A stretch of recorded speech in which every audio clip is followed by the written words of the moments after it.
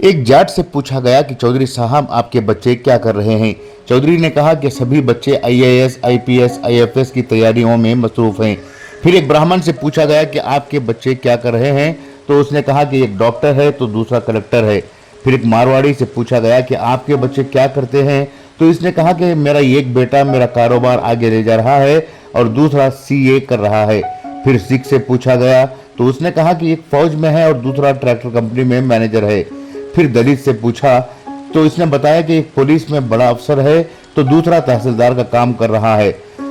इसी तरह से एक मुसलमान भाई से पूछा गया कि आपका बेटा क्या करता है, तो इन्होंने कहा कि वो सुबह 10-11 बजे आराम से उठता है, नाश्ता करने के बाद तैयार हो जाता है और मोटरसाइकिल पर अपनी माँ से 150 रुपये का पेट्रोल और जेब खर्च के लिए ले अपने दोस्तों से मिलने निकल जाता है।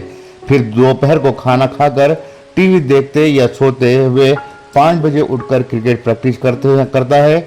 शाम को चाय की दुकान पर बैठता है, गुटखा पान मसाले के साथ सिगरेट भी पीते, गली कोचों के लीडरों से शनासाई करते और आने के बाद रात 1-2 बजे तक घर आकर खाना खाकर सो जाता है, वरना सब ठीक चल रहा है। और हमारे माशरे में अपने बच्चे स्टेटस में फोटोज पोस्ट करने का मुकाबला होता है। यह है मुसलमान बच्चों की हकीकत। इससे एक कदम आगे आए तो हमारे नौजवानों की हकीकत ये भी हो चुकी है कि हमारे नौजवानों को न सिर्फ गुटखा और तंबाकू की लत मार चुकी है, बल्कि ड्रग्स का नशा सर चढ़कर बोल रहा है। नौजवान इस आदत को शान समझ चुके हैं। इसी आदत की वजह से वो अब अंडरवर्ल्ड डॉन कहलाना पसंद करते हैं।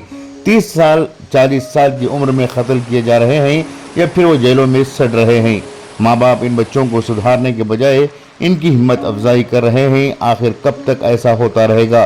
कब तक नौजवानों की जिंदगियां तबाह होती रहेंगी और कब तक ये नौजवान बेबस व लाचार होकर अपनी जिंदगियां गुजारते रहेंगे? अब सोचने का वक्त नहीं है, अब नौजवानों को सुधारने का वक्त है, वरना बहुत पछताना पड़ेगा। खुसूसी पेशकश के साथ इनकलाब न्यूज़ बेंगलुरु।